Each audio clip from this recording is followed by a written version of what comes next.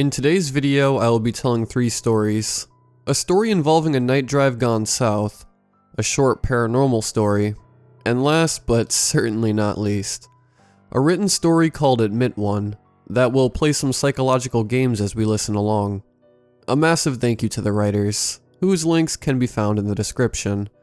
Remember, you can send in your own story to rylhstories@gmail.com. If you enjoy the video, feel free to support it with a like and a comment letting me know your thoughts. Subscribing if you're new is also very much appreciated. Enjoy the video, and as always, I hope you all have a great night.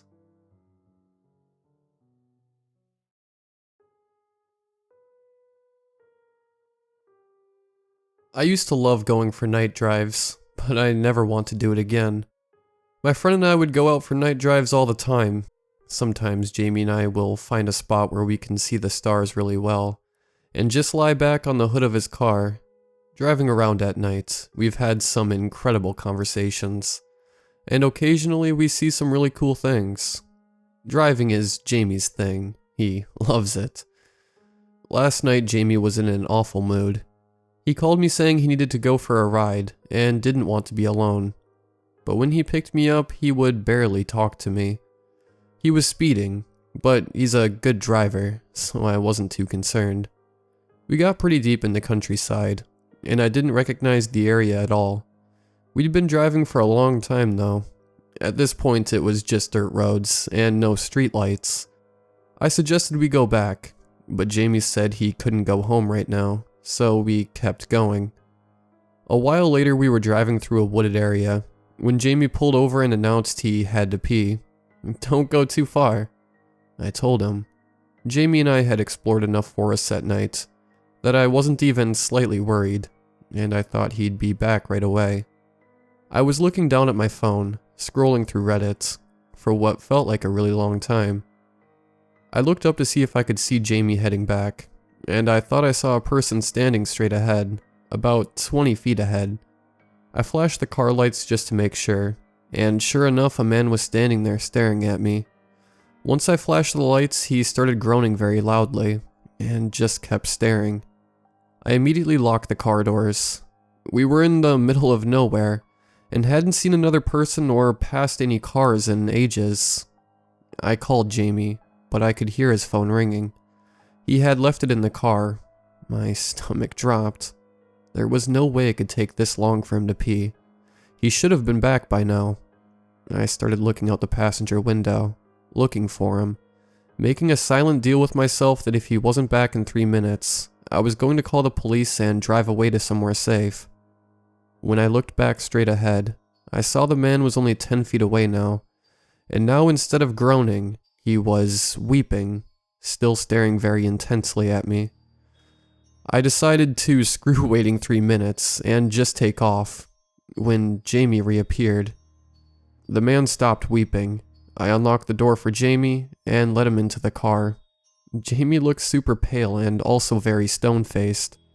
I started freaking out and screaming for him that we had to go, but he just sat there. Suddenly a bunch of people, wearing no clothing, but covered in body paint, emerged from the trees. I started crying and pleading with Jamie to start driving, but it was as if he couldn't hear me. The people set the man on fire. The man didn't make a noise, and the people started chanting. Jamie started howling with laughter. He then proceeded to turn the car around and we drove away. He was speeding faster than he'd ever done before. I started to dial the police, but Jamie grabbed my phone. "Don't call the police or you'll be next." He then gave it back to me. After that, Jamie returned to being emotionless and refused to talk to me, but he was muttering a ton under his breath. I couldn't understand any of it though. It didn't even sound English. I was too petrified to say or do anything, and Jamie dropped me off. Since then, Jamie's texted me every hour, on the hour, saying, "Do you want the fire to spread?" I haven't responded to any texts yet. Something happened to Jamie in the woods. I'm sure of it. He sent me a text a few minutes ago saying, "Let's go for a drive. I want to show you something." I don't know what to do.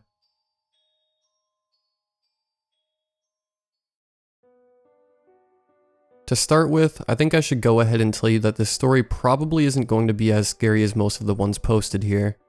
But most of them aren't true. However, this actually happened to me, unfortunately. I used to have a bit of a hard time sleeping. Not to the point of hallucinating or anything, but I tended to be awake later than my family members. It was around 1 in the morning, and I was just sitting around looking on Facebook when I noticed I didn't have anything to drink and was thirsty. I already hated going into the kitchen at night. It just seemed a bit creepy, but oh well. Nothing would happen anyway, right?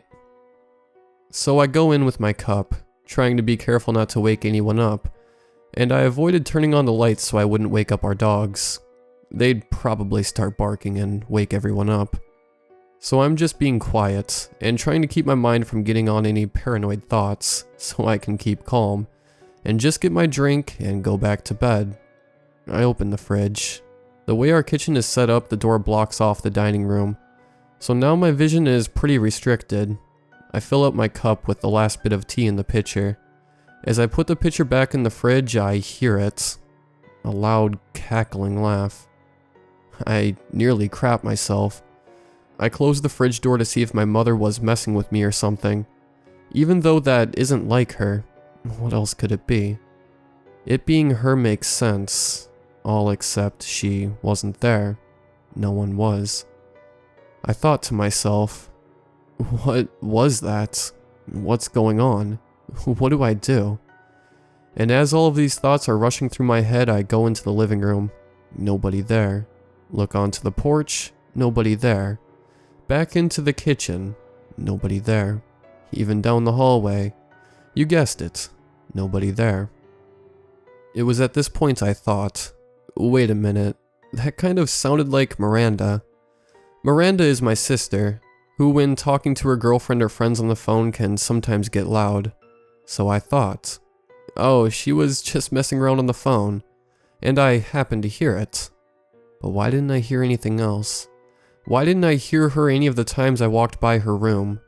That doesn't make sense either. So I went to her door and listened, and I heard silence. I knocked on her door, quietly enough that if she was sleeping she wouldn't hear, but if she's awake she would. No response. Some people thought what I did next was pretty dumb, but I was pretty scared at the moment, so maybe my judgment wasn't the best. I got my phone and texted her. Did you by any chance just laugh? Kinda like a scream, really loudly? No response. Finally, I just took one quick look around the house, making sure no one had broken in. When I saw nobody, I did the only thing I could. I went back to bed. The next day, my sister was confused and said she had no idea what I was talking about, and that she never did anything like that. I told some of my family and friends. They all just assumed I was either too tired and hallucinating, or just insane. But for me, thinking back on some of the strange feelings I get in the house, and some of the strange events that happen there, it's no surprise there isn't a logical response to this weird cackling at 1 a.m. Anyway, that's my paranormal experience. In a way, I fear it, but parts of me looks forward to what crazy things may be in store for me in the future of the house.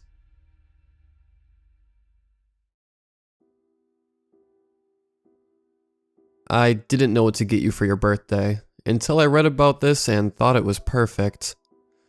I stared down at the single admission ticket in my hand, as I stood on the steps of what looked like a gigantic old grindhouse, that still undoubtedly had actual films in the projector booth.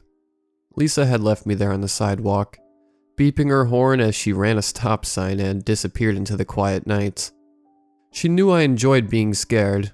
She knew I enjoyed grindhouse flicks. So yeah, it was a perfect gift, I suppose. Except the building looked deserted. Not even a street lamp lit up the cracked sidewalk I stood on. It was 1:45, and Lisa was my only way to and from this place. Unless I called for a ride out. I had no idea where I was, however. My cell phone was near dead, and showed no reception next to the tiny red blinking battery icon. I turned it off to save what little juice it had left, so I could call when I was done with whatever. What was I doing here? The anacrostic cement building smelled like the city's sewer on the outside. I could only imagine the acrid stench on the inside. On its rugged walls were old, framed, now showing posters for films with titles I didn't recognize, some with dates going back 50 years or so. The bulbs surrounding them had long burned out, the metal coils inside rusted and decayed. This place could have been a pretty hot place to be a while back, and I could picture the new hipsters of today frequenting it, if someone dumped a lot of money into renovations. My feet had fallen asleep where I stood, distant pangs of tingling numbness creeping down through my legs. I paced while I waited, watching for signs of life. A homeless man turned and glared at me as he passed, pushing 2 shopping carts piled with blankets and cardboard boxes on top of other junk, the wheels squeaking noisily as he left the sidewalk onto the asphalt, crossing the street, leaving me there with no one else in sight. I thought to ask him what this place was, but thought against it when he shot daggers at me with his eyes. The lights on the building came on all at once. Someone had flipped the breakers inside.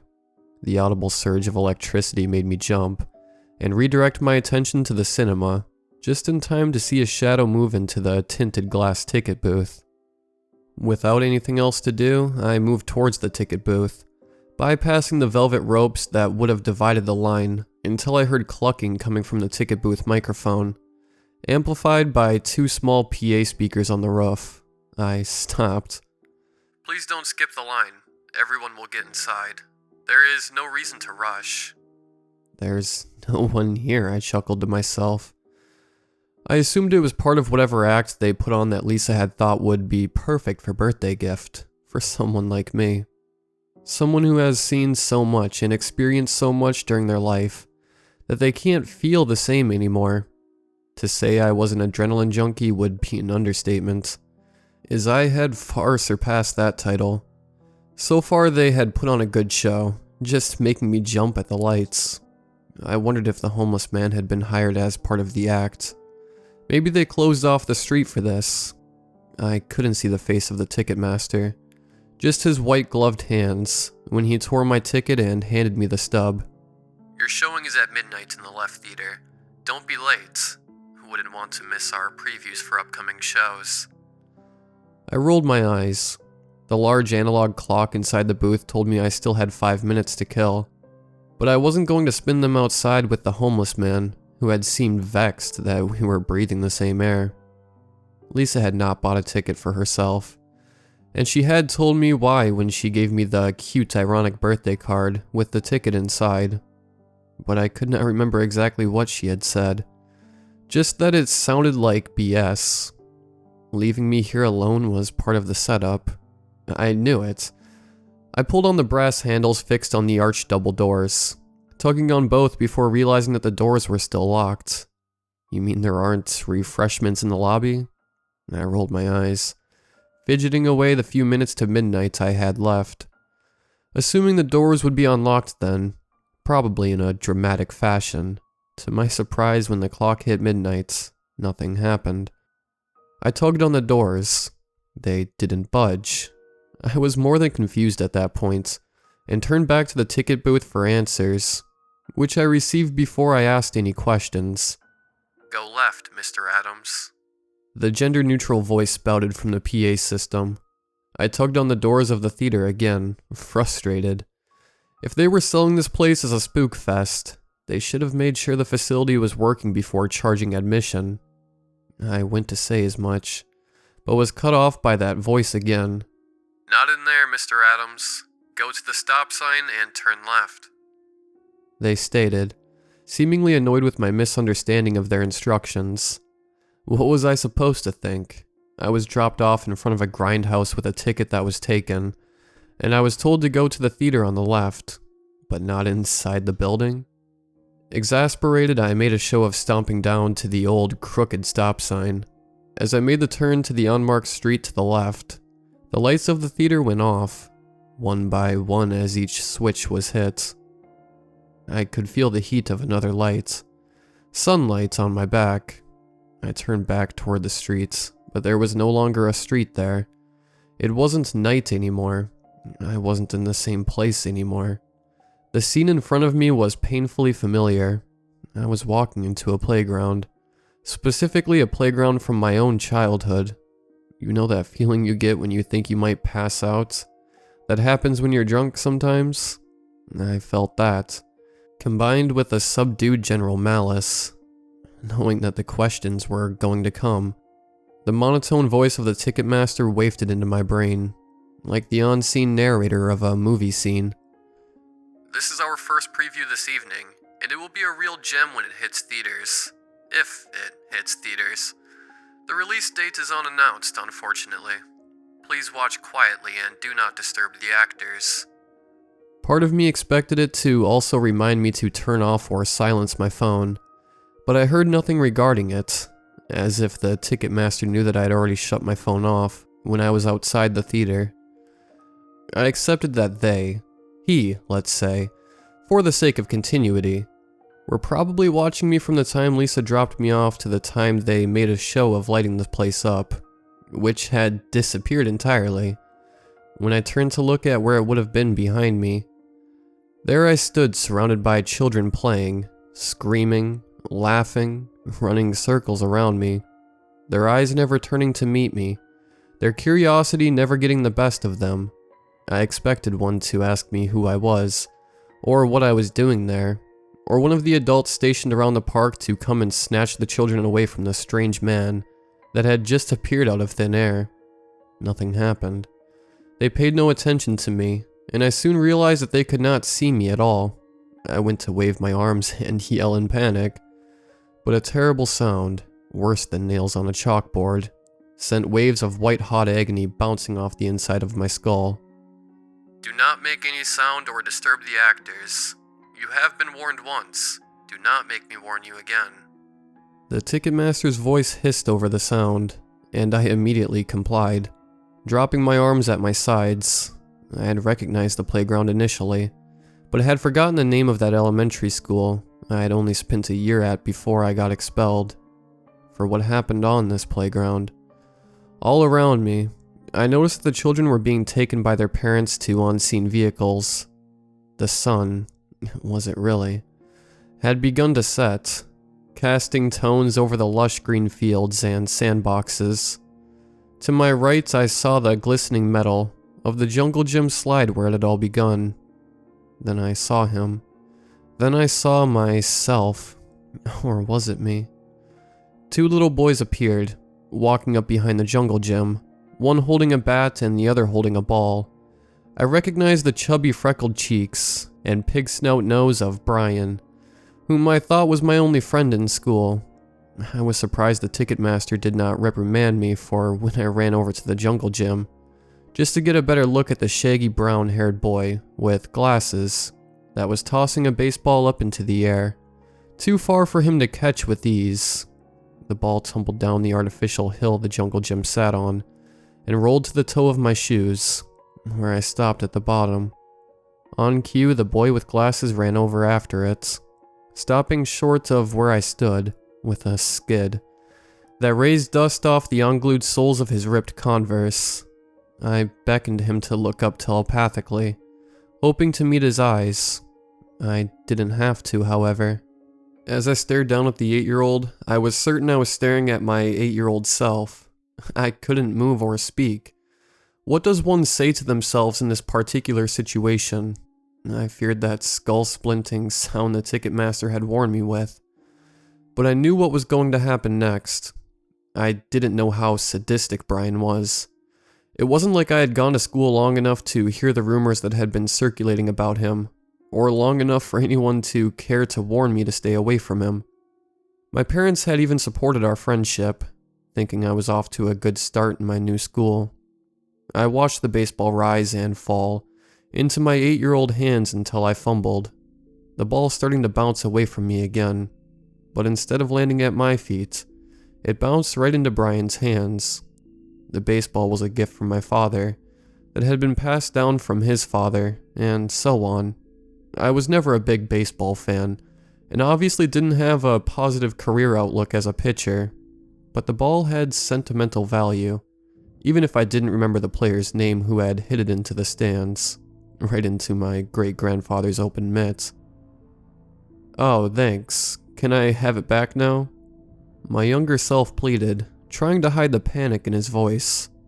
I remember that uncertainty I felt when Brian had just stood there, throwing the ball up in the air with that evil grin on his mug. I lunged at him, trying to snatch it from the air, playfully. It wasn't intended to be, at least. But Brian's grin turned south when my body brushed against his, barely scraping against his flabby self in my haste. I went to scream at myself, but I could feel the crescendo of the agonizing sound starting in the center of my brain, and stopped at nothing but a loud whimper. All the confusion and bewilderment I had felt before would have sufficed, but they had far surpassed the expectations I held for this place. I was truly starting to feel fear. With a quick pivot, Brian raised his bat and crack, brought it down against my spine, shattering vertebrae that rendered my lower body pretty much useless. My younger self screamed, a high-pitched wail like a dying pig, sufficient for the amount of pain he had caused then, and years to come. I fell to the ground instantly, sprawling out on the grass. I don't know how I willed myself to get up and pursue him when he ran, but I watched as my younger version took a minute to gather his bearings and chase after Brian, clamoring for anything to latch onto that would support his lifeless legs, who stood at the top of the jungle gym next to that wicked metal slide.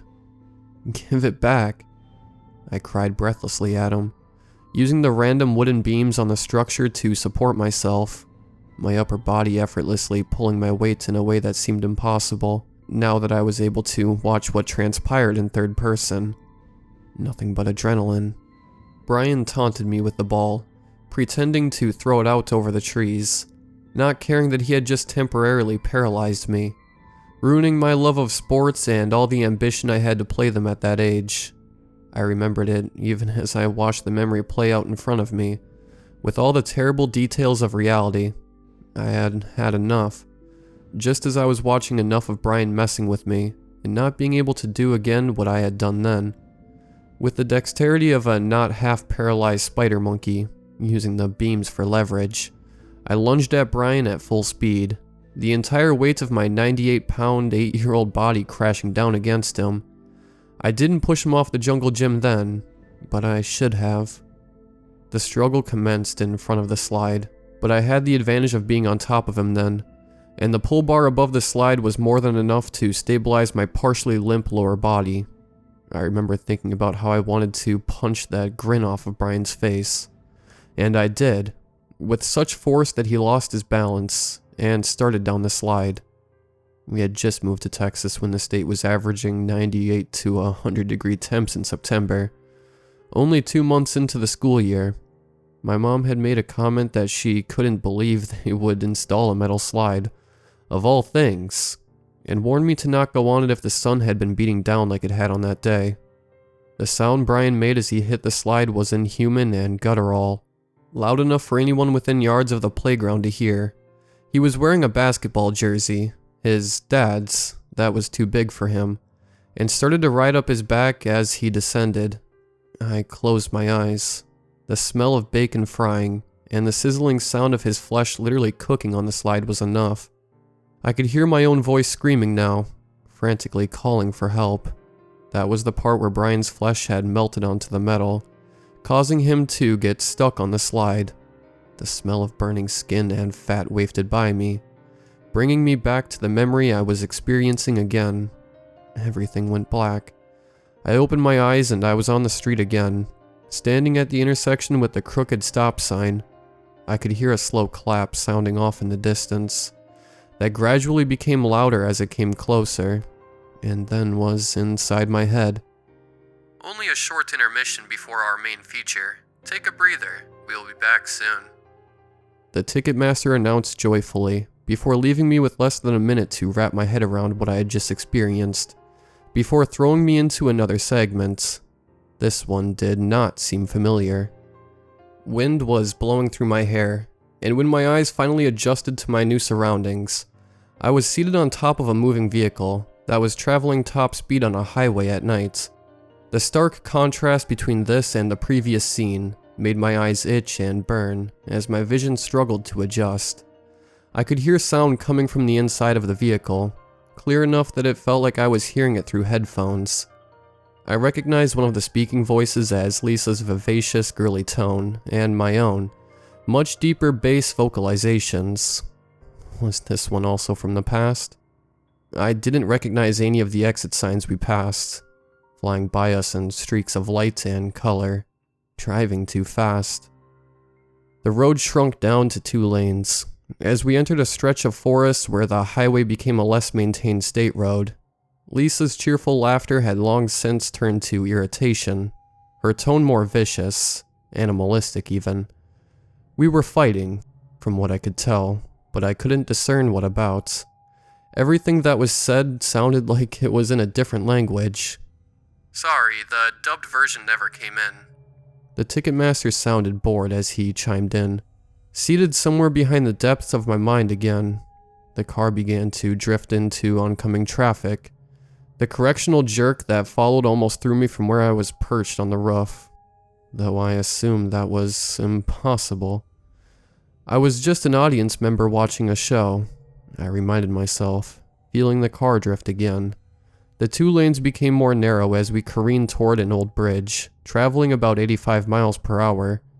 My guts sank to the lowest point in my body I could feel, like I was on a dangerous ride at the fair. I could almost foresee the end result. A tire burst sounding off like a shotgun blast in the foggy night. The car swung on 2 tires, tipping toward the rail of the tiny bridge that held us above the shallow rocky river below. With a screech, the passenger side of the car began to skid against the metal railing of the bridge, sending sparks flying around, where I watched as helpless as I had been when I was watching the replay from my life. I could hear Lisa crying, screaming, begging, and then awful silence as the passenger side of the car smashed against a metal beam, bending it, shattering the window, cracking the windshield, and positioning the car precariously on the edge of the bridge, barely hanging on with only one front and back wheel on the platform. I couldn't take it anymore. I started yelling, gibberish, profanity, anything for the Ticketmaster to acknowledge me, and pull me out of this hellish theatrical dream I seemed to be trapped in. I was losing my balance. Water from past rainfall made the roof slippery, and I was now only a few hundred feet away from my demise. "You were driving. Too soon, Mr. Adams, but Lisa wanted you to try." No. I didn't want that responsibility. I'd already ruined a guy's life forever by accidentally cooking him alive. I didn't want to be responsible for Lisa's death, the death of the only woman I had ever found that understood me and my various quirks, who stood by me when I still couldn't walk, and didn't want to go through physical therapy anymore. "You can change it, but you only get 1 try before the credits roll. You cannot come back once the show is over. Do you understand?" He knew the answer. I knew that I couldn't pass up what was being offered to me, even though I didn't understand it. The Ticketmaster was not abusing me with torturous sounds of punishment any longer. In fact, the disembodied voice was soothing, dripping candy-flavored venomous temptation. "Where should I rewind, Mr. Adams?" He did not need vocal confirmation of my answer. I could feel the darkness creep up on me again, that sudden shift that I cannot describe. Then the heat of the late afternoon. The playground. This was where my life had been changed permanently, and I knew that then. What happened here had sealed my fate. The children still disregarded me as if I were a ghost, but I was patient now that I understood how the game worked, and waited for the sun to begin to set, and the 2 boys to traverse the field up to the jungle gym. I made my way over there, my fears stemming from not knowing. The most basic fears of the unknown, not knowing what I could do to change what had transpired. I watched my younger self clumsily play with the ancient baseball, holding my breath when it rolled down the hill to stop where I stood again. This time I walked back behind myself, keeping my distance until Brian picked up the ball. I broke off from where I was tailing myself, sneaking around the jungle gym so I could cut Brian off as soon as he went to crack the bats. I watched his arm swing back, and moved as quickly as I could, with all my force, lunging at the short little demon child. To my surprise, Brian collapsed onto the grass under me, and I grabbed the baseball bat out of his loosened grip. Fuming in a rage, I raised the bat up with both hands. Enough fury had built up in me to bash in his brains for the 13 years of paralysis and post-traumatic stress from smelling his bacon cook off the back of the slide. The anger and sadness from my parents' disappointment and resentment for raising the boy who cooked another child alive, as Brian's parents told the story. Stop. I whirled around. That was my voice, little me, talking to me. Brian was sobbing underneath me, snot bubbling out of his nose, as he hysterically tried to pry me off of him, calling out for anyone to help, including me. Thank you. Can I have it back now, please? I just wanted my ball back. It's important. Little me extended his hand, sniffling, big teardrops falling from his eyes. I almost laughed and cried at the same time, seeing myself stand again in that moment. The ball was laying on the grass next to Brian, who had released it when I tackled him. I scooped it up and tossed it to little me, who smiled and thanked me under his breath. I was still staring for a while before realizing Brian was suffocating under my weight, and lifted off of him with noticeable ease, much easier than I had thought. Getting out of the bed was a chore in the morning, or standing for long periods of time, but I had a feeling that it wouldn't be that way any longer. We must conclude tonight's showing. I think this picture will cause you to leave a changed man, Mr. Adams. Thank you for joining us this evening. I know that I enjoyed it. He's awake. Oh my god, baby. I missed you so much you don't even know. The distant sound of rhythmic beeping was drowned out with Lisa's excited gushing, her lips fluttering about my face. I wasn't anywhere near a grindhouse, or that nasty part of town it was in. There was no feeling of discontent, that something wasn't quite right, that had clung to me through the night. Everything felt complete. My surroundings, however, were foreign. A white room with curtain enclosure surrounding me, the faint beeping of machines' ambient noise filling the gaps of silence as I digested where I was. What happened? I could feel the fear again, clear and ugly, digging its fangs in my heart. I wiggled my toes, and it subsided when the numbness and tingling did not follow the motion. I knew whatever answer she was going to give me no longer mattered. Everything would be okay. I'm sorry, babe. You let me drive the new car. I ran a stop sign in BFE, and this truck came out of nowhere and T-boned us. You've been out for a day, but you're alive, and I can't believe... I hushed Lisa, pulling her into my chest as she convulsed, sobbing in my arms. The sweet scent of her cherry blossom shampoo filling my nose, as I buried my face in her hair and whispered, "Everything is going to be okay. I promise."